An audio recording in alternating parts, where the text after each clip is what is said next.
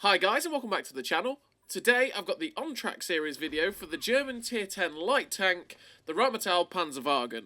And yep, the on-track series is back. It's a slow burner. We get there eventually. It's just because these videos take very long to make and then get the replays for upload, etc, etc. But it's back. And we've got the Rheinmetall Panzerwagen. So if you haven't seen this series, as always, we basically go through from the Tier 5 to the Tier 10, show the ace tankers in it, show off the tanks that basically don't often get that much love in being shown off, and then I basically just tell you how I equip it and how I found the line in general, because like the RU line, the Rheinmetall Panzerwagen line, this German light tank line is pretty okay. There's some tanks in there that I don't like, and there's some tanks in there that I really like. So like the Tier 10 Rheinmetall Panzerwagen, I do enjoy that, and the RU is so much fun as well at Tier 9. This little Leo here is great fun with this autocannon. The VK2801 is not the glory that it used to be, but it's still pretty good. And the SP1C is pretty nice. The HWK12, however, at Tier 8 is one that I don't particularly enjoy that much, but you can still do some pretty decent stuff with it. But I digress. We have to start here at the Tier 5, and that is the little Leo that could. Now, the Leo has... it basically has two guns that you can pick from. It has the autocannon that you are seeing here, and it has a 5cm cannon as well. That is, I think it's probably the better gun, but to be honest, this gun is hilarious and makes this tank fun. And that's because it has, well, it's just basically a machine gun. It goes, right, as you've seen it firing already. If you want to, I did release a video on the Leopard a couple of weeks ago. So if you want to see both guns in action, you can go watch that video and see what's cracking with this Leo. But I find this tank hilarious amounts of fun. It is a solid little memer at Tier 5. The thing you have to watch out with this 30mm autocannon that you're seeing here is the fact that it doesn't have very good range on its ammo. And you might be going, what do you mean range on its ammo? Well, the thing is, some guns in this game only have a very limited ammo max range. So for World War II, the average for the max range of ammo is 720. Most of them basically have that. But if you are going lower tier, like at Tier 5 and below, there's quite a few that don't have that 720 meters of max ammo range. So this cannon only has 400 meters of max ammo range. So you have to beware, because there's quite a few times you will be looking at someone that you can see, but you cannot shoot them because they're out of range. So it's something to just bear in mind. But you do have a lot of fun with this gun. It obviously does have a limitation in the fact that its penetration is also only 95 on the standard rounds and 110 on the premium. Now 110 at Tier 5, even on the premium, is... oh, don't drive off that bridge! Nearly. Calm. We're okay. So yeah, 110 penetration at Tier 5. When you're starting to go against the Tier 7s of this world and the Tier 6s, 110 pen really does struggle, which is why you see him full gold for me in this Leo, because it's my meme tank, it's a memer. I don't want to have to worry about the fact that I just can't pen things at times with 95 pen. And I mean, the other cannon, the 5cm or the 50mm, has 100 pen on its standard rounds and 130 on its premium. Now, 130 is enough to at least go through a fair few tanks at Tier 6. It still struggles at Tier 7. But you can get this tank up to a decent view range, so without further ado, let's talk about the crew. And actually, this crew is something that I run along the whole light tank line, pretty much. So, in terms of a crew on this Leo and the whole line, I run Born Leader, Rapid Reload, Sixth Sense, Situational Awareness, Camouflage Expertise, Muffled Shot, Steady Aim, Snapshot, and Run and Gun. Now, I run the 3 gun perks to make sure that the guns can be as good as humanly possible.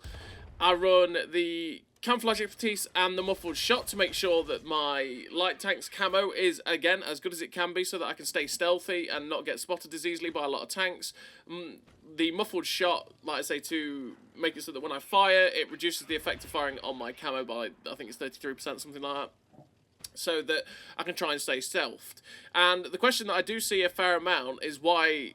or I have seen a fair amount on light tank videos, is why not run silent driving? Well, silent driving doesn't work on a light tank, because light tanks have the same camo on the move as they do while stationary, which silent driving reduces the effect of moving on your camo, so there is no point in running that skill.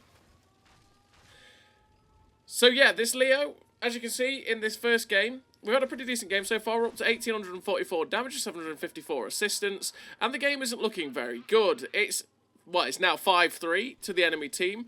We are 2 tanks down, and they are capping.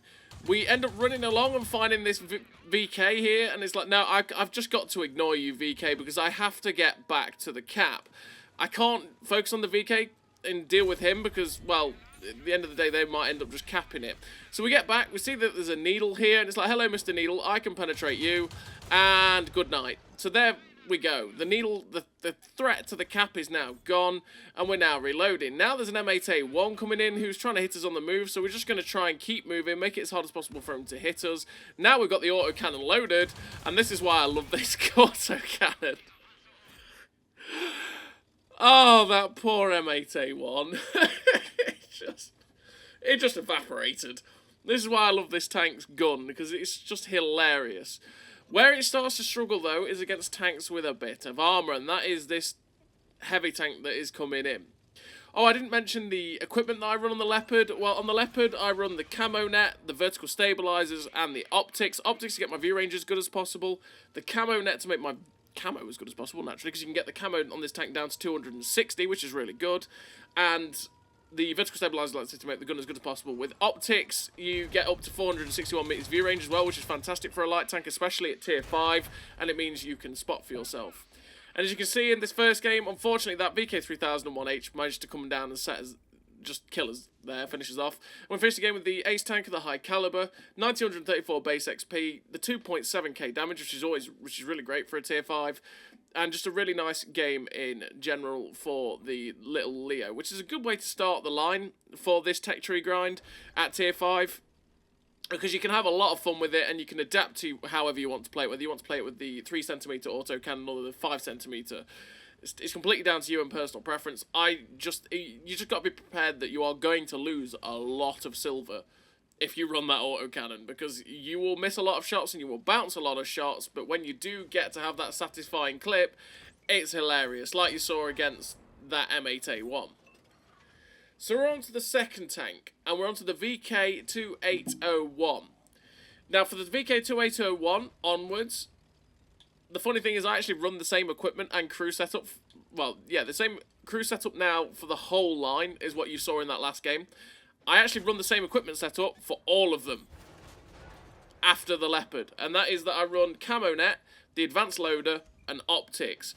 Optics, again, to make the view range as good as it can be, because you can get some fantastic view ranges on these German light tanks. I run the rammer, or the advanced loader, to make the DPM 10% better. You don't have to run the loader if you don't want to. If you think the reload's good enough, you could, do something else, make them faster, give them vents to have even better view range, all that sort of stuff. It's completely down to you. The camo net, like I said, to make the camo as good as it can be on these light tanks as well, because, well, you're a light tank. You always want to have the best camo that you can possibly push out. So yeah, we're in the VK2801, and with the setup that I have, I've got it down to 271 meters of steel concealment, 486 meters view range. So we are spotting tanks. We're going to be spotting tanks pretty easily. We've got really good camo, which means obviously we are going to be out spotting tanks. And this tank goes at 68 kilometers an hour, which is glorious. It means you are pretty damn quick. The problem with the VK2801, and it's a problem that goes up the line as well, really. It's the same for the Panzerwagen and for the RU and for the HWK-12, is that they are fairly large light tanks. They just are. They're large boys. And in this 6.0 world, and by saying that, it's because of the crew skills where everything is just far more accurate than it used to be, and all the buffs that everything's been getting recently as well to its dispersions. These tanks get hit quite easily, no matter what speed you're going at, because they're quite fat, and yep, I'm being sizist to these poor light tanks. Because they're quite fat, they are fairly easy to hit by most tanks, which means that a lot of the time when you are being more aggressive and more active, you tend to take a fair few more hits than it used to be back in the day. Because back in the day, you used to be able to dodge a lot of the shots, and you might not get hit as often. These days, everything just seems to hit you, and you lose a lot of hit points, which is irritating. Like that. And that guy there is actually firing HE as well, which is the only time it's ever going to work for that Thunderbolt. He's actually penning us with HE. But yeah, so it's something to bear in mind that if you do go active like you've just seen me doing this 2801, you're not the hardest tank in the world to hit, and you just got to accept that you're probably going to bleed some hit points. So yeah, the VK2801, this used to be a massive favourite of mine, and that's because back in the day, it used to have a derp gun. It used to have the 105mm derp gun that you could fit on the Panzer IV-H and many of the other German tanks in general.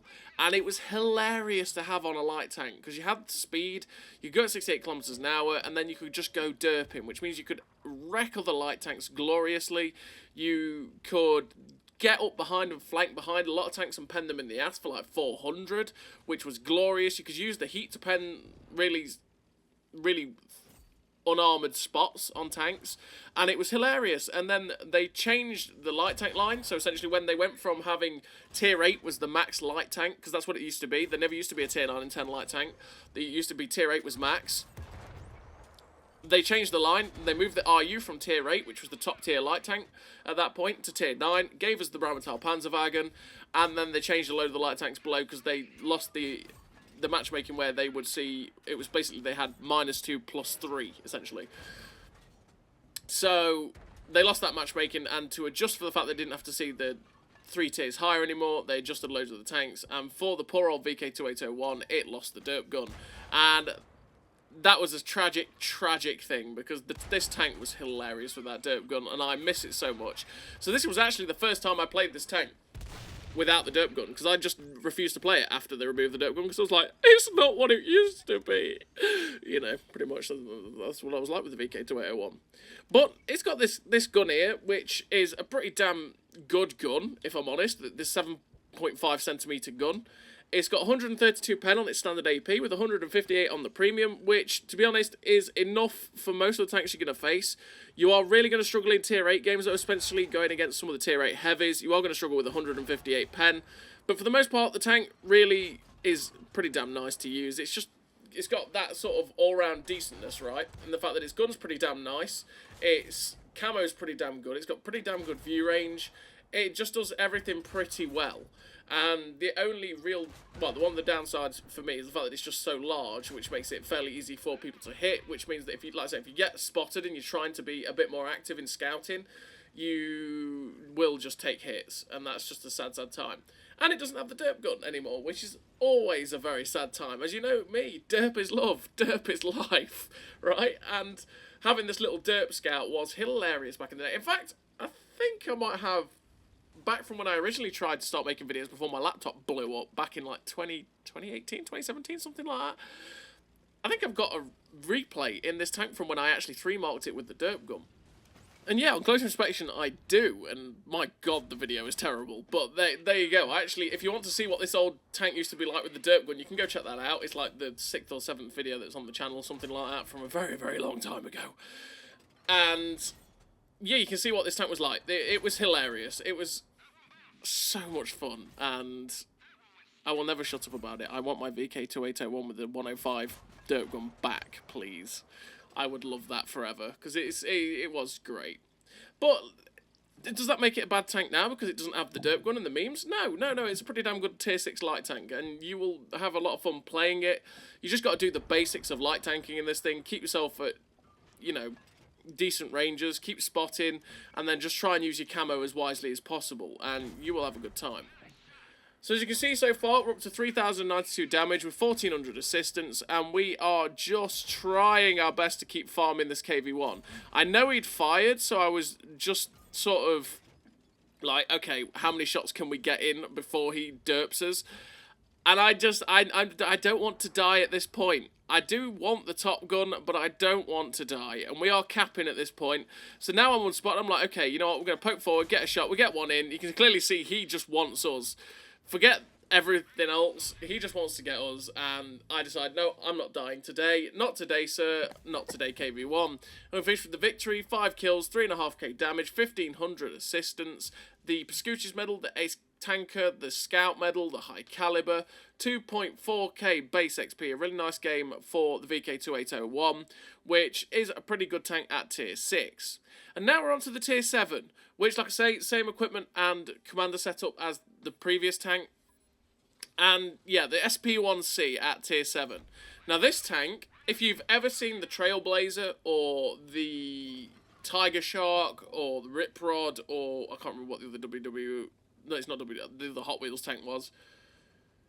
Yeah, I can't remember which one it was. If you've ever seen those tanks where they've got the 3-shot 240 Alpha light tank autoloader that looks kind of like the HWK-12, or it just kind of looks like the SP1C, that's because that's basically what the SP1C used to be like.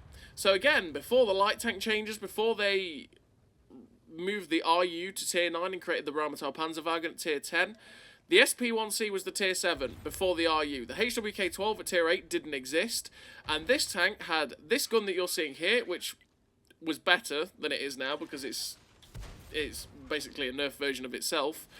And they had the 3-shot autoloader.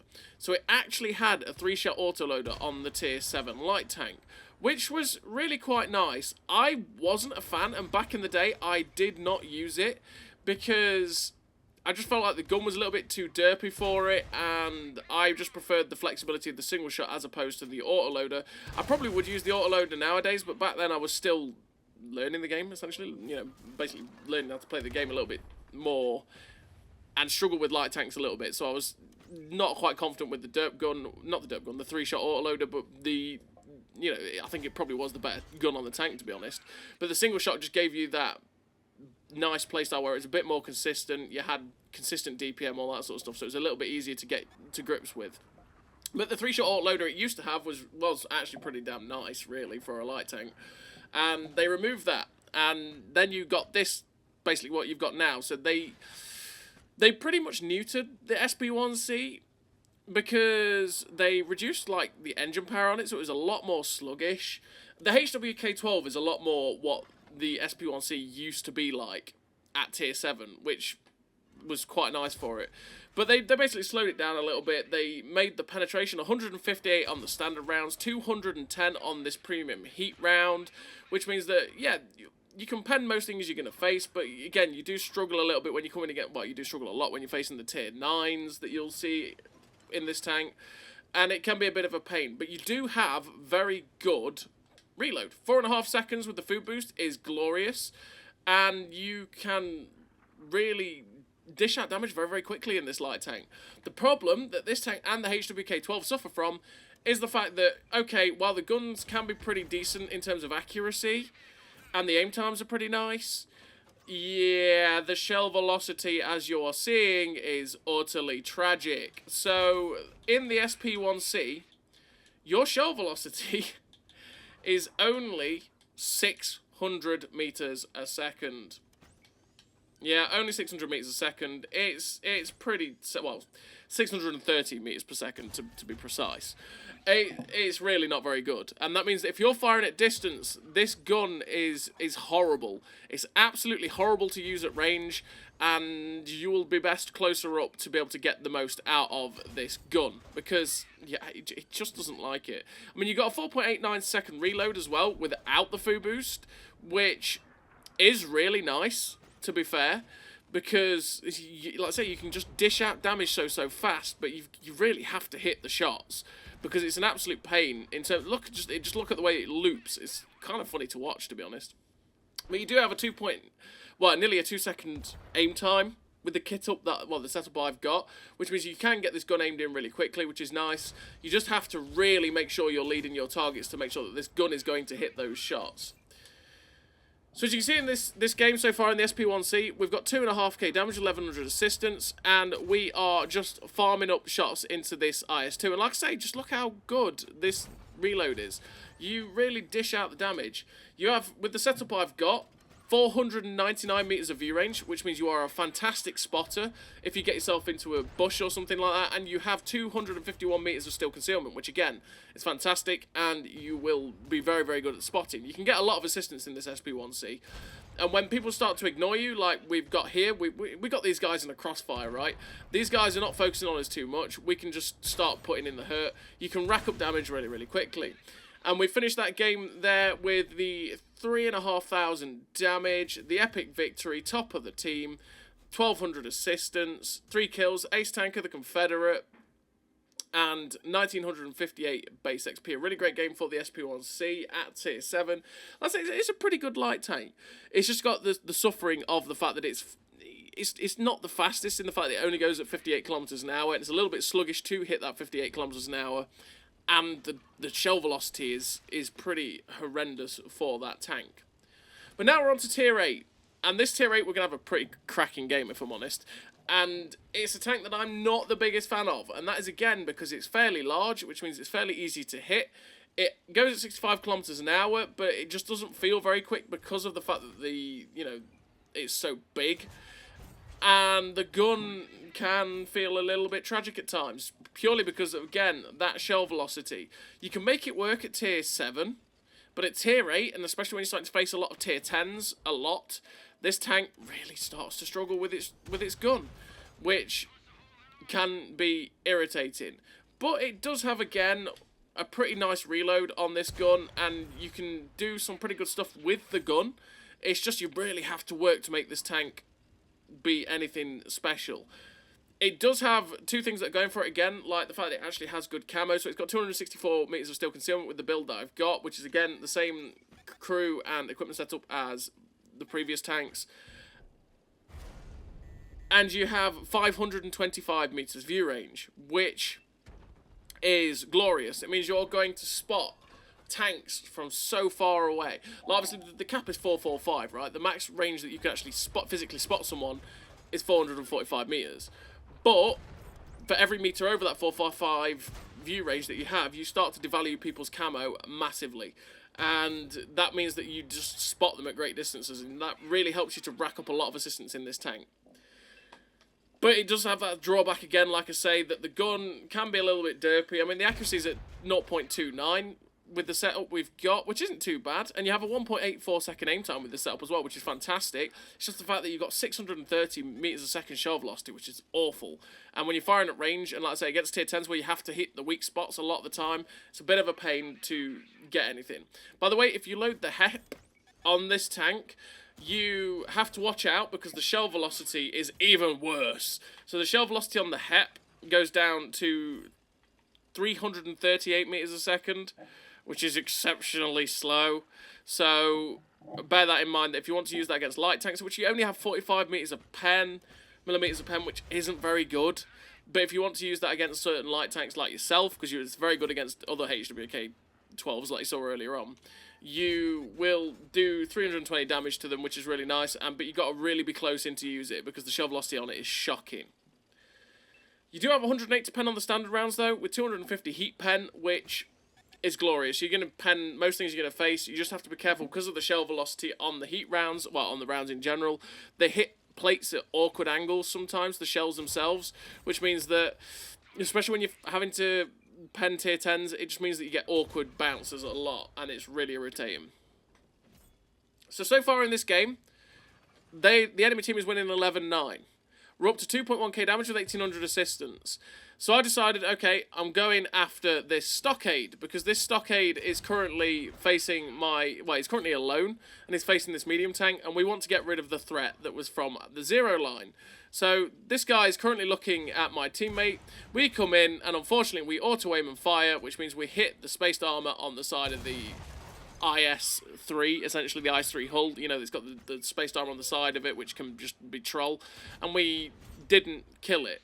But we did manage to reload quick enough to get the finish off on him, though. We get the kill into the 88, and now this Bellerophon here is going after my medium tank. So we're going to try our best to keep pummeling shots into him as he's chasing after our friend, but he does end up getting away from our gun. The Jagdpanzer 4's firing at this Absolution, and then we try and snap the shot in to get the kill on the Absolution, and unfortunately the shell just dips into the floor. We end up spotting this P-43 BIS again that's at the back at K6, but but he is AFK. So we get a shot into his lower plate, which puts him down to a one-shot, because obviously if we wanted to go down that K-line, that guy is going to keep spotting us. Now there's a Mauerbrecher coming. At this point, I'm thinking, well, it's 7-4. I think we're going to lose this game, but I've got to try something. So we're just trying to maneuver as much as we can against this Mauerbrecher. And thankfully, we managed to get a shot in that tracks and pens him. We get another shot in that puts him down towards a one-shot, and I'm like, okay, you know what? I've got to finish this guy off. Now that artillery slapped him up and my friend in the STG hit him, and we get the kill on the Mauerbrecher. We're now up to 5 kills with 3.7k damage, 2.5k assistance. We're already having a fantastic game for a HWK-12. And we're on 409 hit points, so we do have some leeway here. We're not quite a one-shot for things, unless it's the SU-130PM. And we're just thinking, what can we do now? Because it's 6-4. This game is still on a knife's edge. But we have 2 artillery, and they have 4 actual tanks going at the minute, as well as artillery. So the game still is not looking good. We have to do something. So I'm just trying to light up where this Bellerophon's gone. There we go. We end up spotting him up, and he is moving along the E-line. He's clearly going for artillery. And I want to go see if I can find any of the rest of the enemy tanks. I want to try and scope it, because nothing else is spotted here. We know where the artillery is, and there we go. We end up lighting the SU-130PM up as well. And right here, I decide, okay, I need my artillery in play if I can. We need to go try and save this artillery. The 2-shot SU-130PM should be easy to take out, because if I get the surprise first shot in and try and dodge his first shot, there we go. I can then get in and shut him down, because I will always have the reload to finish him off. And there we go. We get rid of that SU-130PM, because number one, he was the only one that could actually kill me in one shot, unless your artillery hits me. And he has a big gun. So because he was a 2-shot, we had to try and get rid of him, and that way we could try and win this game. So the SU-130PM's gone. We're up to 4k damage, 2,644 assistance. Now this Bellerophon is a one-shot. Thank you, artillery, for hitting that shell. And we finish off the Bellerophon. We're up to 7 kills. And now we've got a KV-3 that is in our cap. We get a shot into the side of his turret. And I'm really hoping at this point that my STG hits him. Because if the STG hits him, he'll be a one-shot for me. And I can secure my Radley Walters medal. And we can also solve the threat that is currently in our cap. So I'm trying to distract this KV-3 as best I can, so that my STG can get in and shoot him, and I was trying to hopefully bait him to shoot as well, because that way, obviously, we can start pummeling shots into him. And there we go. The KV-3 ends up finally getting shut down by the Guardian STG, and we're just trying to make it wiggle, wiggle, wiggle, make it as hard as possible for artillery to predict where we're going, because we do not want to get shut down at this point. We're at 4.7k damage, 2.6k assistance, 7 kills, and there's 3 tanks left. At this point, I'm thinking, there's a possible pools on here. I mean, it's unlikely, because we do have the STG that could probably, you know, kill some of these tanks in one shot, or in 2 shots and finish them off. You know, there's always the possibility. But right now, I do want the Radley Walters. We knew where the P43 Biss was from earlier on. We knew he was AFK, and we go in and finish him off so that we get that easy Radley Walters to secure our 8th kill of the game. And it's always great to get Radley Walters. But like I say, there is 2 tanks left, and it is artillery, and the possibility for a pools is on. So we're going to go and see if we can find the artillery now. We know where they are pretty much. I think they're on the beach. So we're going to go see if we can crest over this ridgeline and start shooting down onto them. And just as we're going, this Lorraine gets spotted. I'm not sure if he knows I'm here yet, so we're going to play peekaboo and see if we can start getting some shots into him. So we get a shot into him. I was aiming a bit low there, so I was hoping to track him. And now we're in a bit of an awkward standoff. I can't quite get the gun depression on this ridge to get the shot in, and then physics. Physics nearly gets us there. He can't quite get up to get the shot at us, so he's just going to end up sitting and staring, and this STG should be able to see him. So I'm like, please STG, shoot him. You put him down to a one-shot, and I will chance it so I can shut him down. But the STG clearly just isn't looking. He thinks I've probably got this or something, and I'm like, please, dude, I just need to get it. So you know what? We're going to chance getting the shot in. We end up missing, and thankfully, the artillery fires, which means even though this guy reloads very, very quickly, I now have the ability to get up behind him, make the most of the fact that he's already fired, and just start pummeling the shots in, because the Lorraine 15550 at tier 7 does fire like in 9 seconds. So for an artillery, it has a very, very fast reload, but because he'd fired, it gave me the chance to use my light tank ability and get behind him. And that's what we do. We're up to 5.7k damage. We've got 9 kills. We know where the last artillery is. And I'm thinking, can I get 2 shots into him? And he's a one-shot. Yes! is a one-shot, and we finish him off, and we get the 10th kill of the game. 5.8k damage, 2.6k assistance, the 18th Pools Medal. Let's go. Always great to get a Pools Medal. And we finish with the Devastator, Pascucci's, Ace Tanker, Pools, High Caliber, Top Gun, 2.7k, nearly 2.8k base XP. A glorious game for the HWK12. I told you it was a cracker. And that was my 18th Pools Medal in this game. That was a fun game. That was one of those games which was fun. You know, you've really got to drag it. You've got to drag it kicking and screaming to the victory. And that's what that game in the HWK12 was. And as a tier 8, it's not that bad. It's just that I get irritated with a lot of things about that tank. About the fact that it's so easy to hit for most tanks. The fact that it doesn't really have that usable HEP. In the fact that, you know, it's going to be 45 pen. And the gun handling isn't that great. It tends to misbehave, as well as also the shell velocity being so poor. It's one of those tanks at tier 8 that just irritates me a little bit, and I'm so glad that I never really have to play that often. But we had an absolutely stonker of a game, which is always glorious. So on to the tier 9, which was an old favourite, even back when it was a tier 8. I mean, I think I 3-marked this tank when it was a tier 8, and it's just a glorious tank, if I'm honest. It's a glorious little tank, and we're on Himmelsdorf, which isn't the best map for light tanks, but we're going to make the most of it. And that is because this tank, the RU251, is really quick, which is nice. The gun is glorious on this thing. This is basically the Aguila, but a tier higher. And you get 215 pen on the APCR, you get 250 pen on the heat rounds, and you have 102 pen on the HEP, which means the HEP is glorious for pumping through grillers. Except for when you have to pen it, clearly. 17 damage. I want my HEP round back, bruv. But yeah, the HEP is glorious. The gun handling on this tank is pretty damn good. You're pretty mobile. You have fantastic view range. You have good camo. It's an absolutely, and also fantastic DPM. It's an absolutely solid tier 9 light tank. The only thing that goes with the RU is it's a bit of a long boy, like the Aguila, which makes it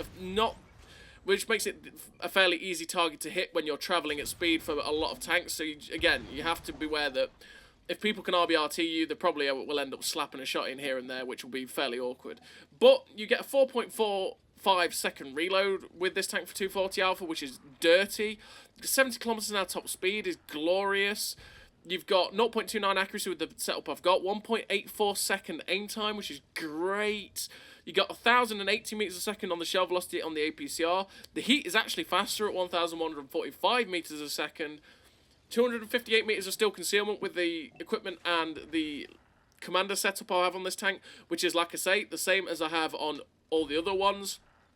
And 525 meters of view range, which means, again, you're on absolute fantastic spotter of a light tank.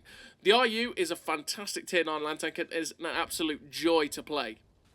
And I think if you like light tanks, you will enjoy the RU a hell of a lot.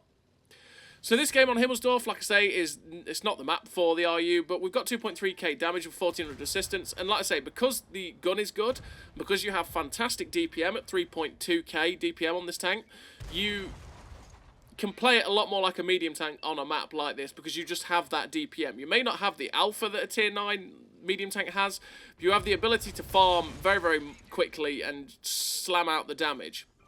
And like I say, we're up 2.8k damage now with 1400 assistance. The GUI is trying.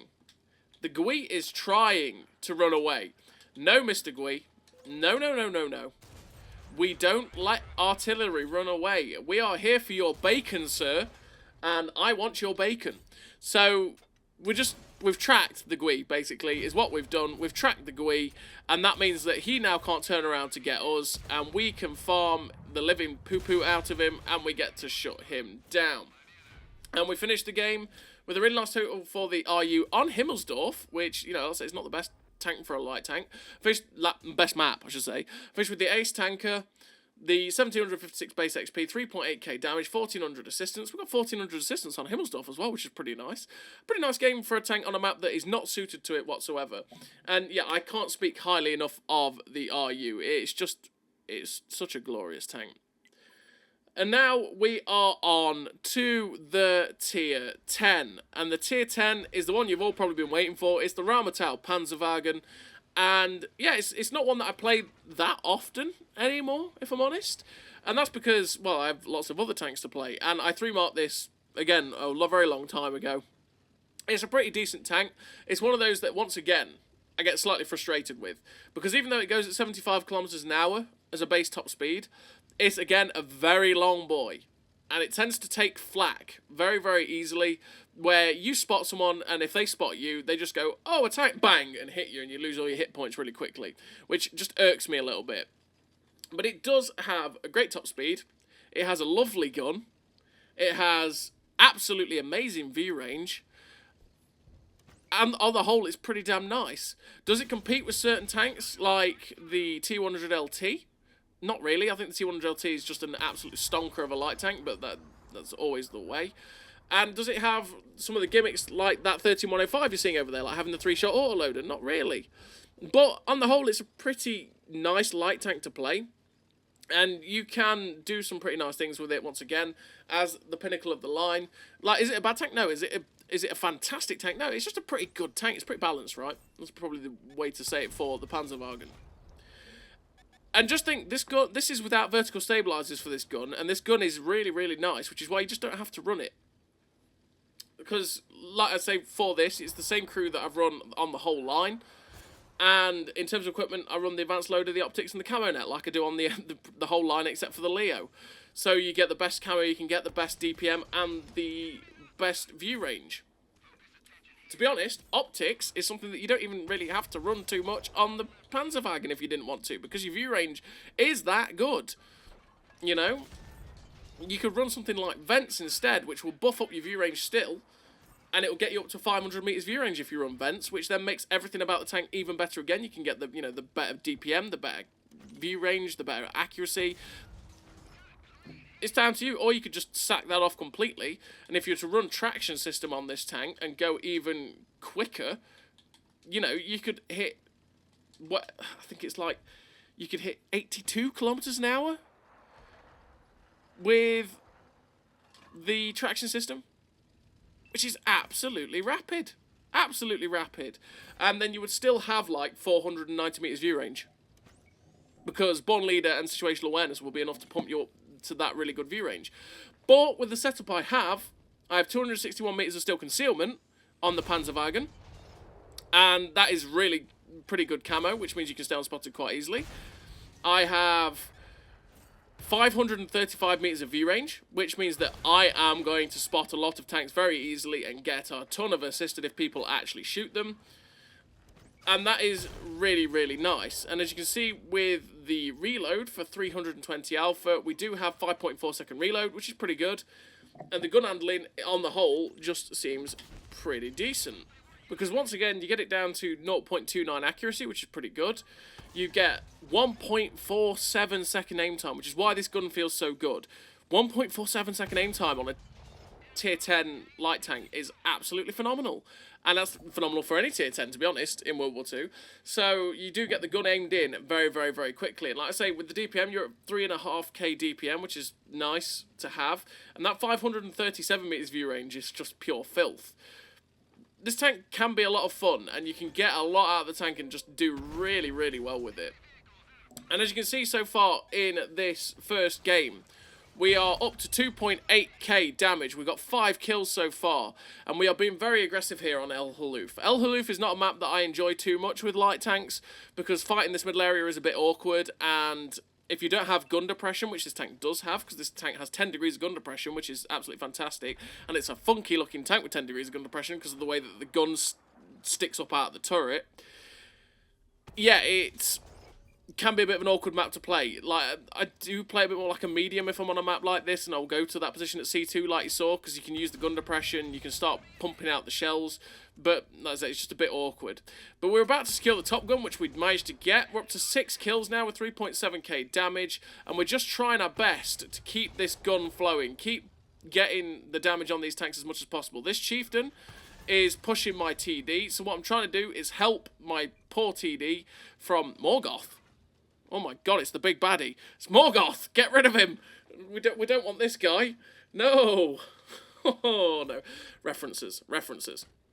Anyway, we're trying our best to shut down this chieftain. We get him down to a one-shot for the 268, and the 268 ends up shutting down. Gives us some tracking assist as well. Beautiful times. But now the enemy team is winning this corner over here. So what we want to try and do is get up behind them and see if we can distract, cause some damage. We're going to use the good mobility of this tank and then get hull down and start shooting these guys in the side if we can. So as you can see, I'm trying to weigh up what I want to go for first. Unfortunately, bad timing, we get spotted by the T-28, but I kind of want to get rid of the IS-3 first. But then we come across and see this Leopard as a one-shot, and of course, we auto-aim and fire and bounce the first shot, but we shut down the Leopard. We now get a shot into the Jagdpanzer E100, and I'm starting to think, okay, I'm going to have to turn around to deal with this T-28 prop behind me. He gets a shot into us, but we get a nice RBRT into his side, which puts him down to a one-shot, and we shut him down for the 8th kill of the game. Glorious scenes. And at this point, I'm thinking, oh my god, I could be on for a pulls here. Up to 5.4k damage with 1800 assistance, sorry. And I've just got to run away. I've got to break the distance with this 1-2-1 and try and see if I can start playing, like I say, at distance. So I'm starting to think, what do I do? This is awkward. We've lost behind me. I could go back up towards the base, and really in hindsight, I should probably go back up to the base and start trying to shoot them as they come towards my artillery and 3 guys from about, you know, so I can get up to a position at like K4. But I want to try and get up into their base and try and kill the guys that are keeping my medium and TD struggling.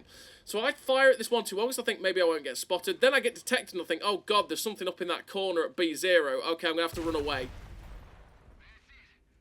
It was the 4005 across the way that was looking at us, and unfortunately the 4005 shuts us down, and we end up losing that game. Mistake to shoot at the 1-2-1 in hindsight, but I thought maybe I wouldn't get spotted, and I wanted to knock him down to within a 2-shot. And finished the game with the Radley Walters, devastated the ace tanker, the Ranger medal, the Sniper medal, and the Top Gun. 1128 base XP on a loss. So we got the 8 kills, the Radley Walters, which is nice. Always nice to kill all 3 light tanks as well, the Ranger medal. But unfortunately, we ended up getting shut down in our prime in that game. The 4005 from across the way ended up shutting us down. It's one of those that I watch back and go, oh, if only I'd just gone back to the base. I could have gone back towards our base and started farming them as they were pressuring our guys. Used our guys basically as a distraction to try and help them and get shots into people like the 4005 that was a 2-shot, you know. Or I could have basically not shot the 1-2-1, and there was a 1-shot 4005 and another heavy tank that was just round that corner that had been camping on that sniper hill that they tend to camp on as well, around that corner. But hindsight is 2020, and hey, there's the woulda, coulda, shoulda, right? It is what it is. We all make mistakes. And yeah, we're on to the second replay. And the second replay, we are on Redshire. This is the last replay of the video. If you've made it this far, well played you. Well done. Or if you're just watching this because you've managed to get yourself to the tier 10 and you've been watching slowly but surely as you've ground up the tech tree, well done you. You've got yourself to the tier 10. And yes, this game is going to go a little bit better than the last game in terms of actually hopefully winning it. And Redshire is a nice map for the Panzerwagen because there's a lot of ridge lines. You can use this beautiful 10 degrees of gun depression. There's a lot of bushes to be able to use the good camo of the tank. There's a lot of good spots to be able to just push out that fantastic view range that we have. And yeah, you can play peekaboo on it as well. Redshire is just a really nice map in general for a lot of tanks, light tanks like the Rheinmetall Panzerwagen. We just keep poking up to, oh my lord, that was close. Woo! Playing with fire. That was very close. That 4005 could have ended our day very, very quickly there. But we're playing peekaboo with the 4005, keeping him lit. And we're up to 1600 damage so far with 1158 assistance. And we're just trying to keep ourselves in this game. Trying to keep working as much as possible. This bat tap's going in on my friend in the medium tank. But I would go and help, but unfortunately, this is where you've got to look at it and go, right, this C63 is in there. Would I be of any use in there? Sure, I would. Would I lose a lot of hit points? Yes. Would I probably die? Absolutely. So that CS63 was unfortunately pushed up a little bit too aggressively, and we just weren't going to help that guy because we would have probably lost most of our hit points and died there.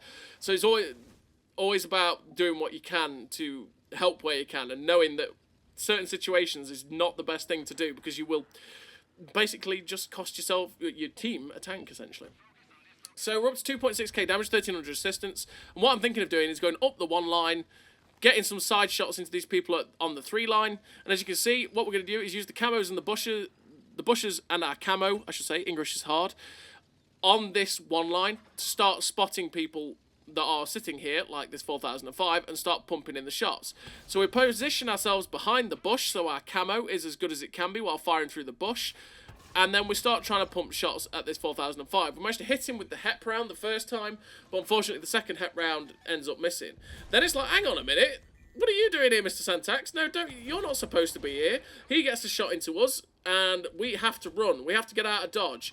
So the other thing that we were doing from that 1 line was also we were keeping the people that was like that bat tap spotted at E3, so that the people that are camping behind us at K1, which is a pretty solid spot to take when you've lost these ridges at F4 and someone is spotting for you, because you can keep poking over, usually 10 degrees of gun depression, whatever, and keep pumping shots out. So if you lose these ridges, a good position to fall back to is that K1 position, because you're also, while you can keep poking forward and getting safe shots out, it's also very difficult for the enemy team to spot you in that position. But we basically have to run away from the position we were in. We managed to shut down the Bat Chat 25T, who we surprised. Now we're going to go over and get the Waffle Panzer 4, and unfortunately we get tracked by the Sentax, and the Waffle Panzer 4 ends up slapping a shot into us. We shut down the Waffle there, and we had to go. We had to go and chance it against that Waffle because the Sentax was behind us looking at us, and he is in a fairly safe position, which meant that he could start getting shots into us, which is, we basically had to chance it. But unfortunately, because he shot us just as we went, because we went a little bit too late, it ended up meaning that we got tracked, which means we slid, which meant our gun accuracy went pathetic, and we ended up missing the Waffle Panzer 4, which meant that we took the hit from the Waffle Panzer 4. Sad times.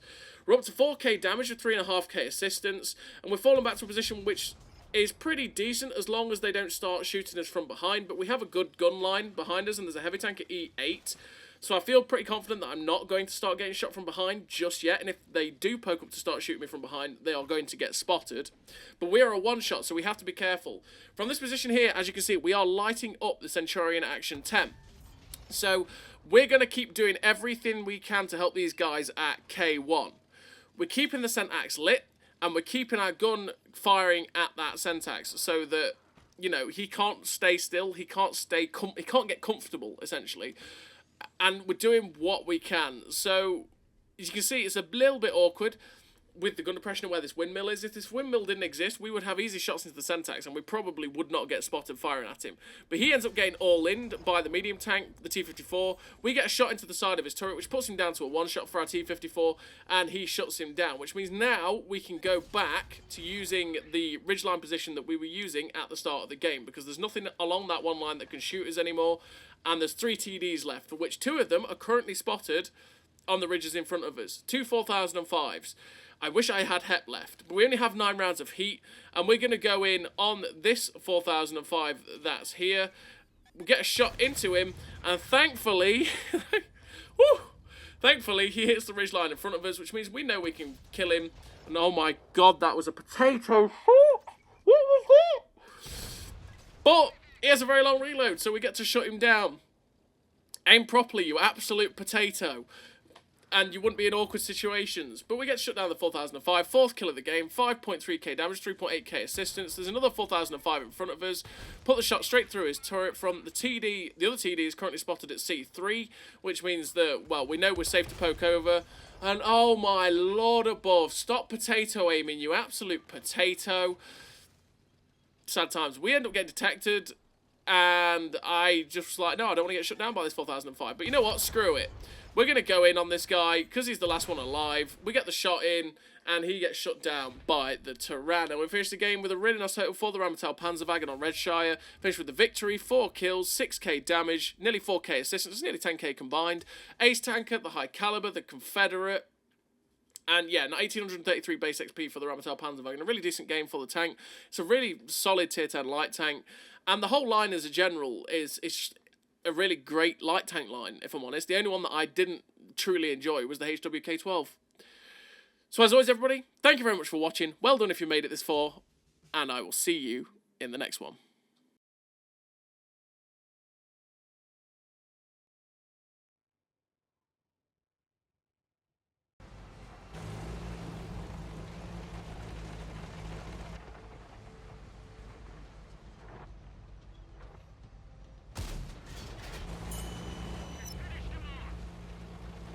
A great success.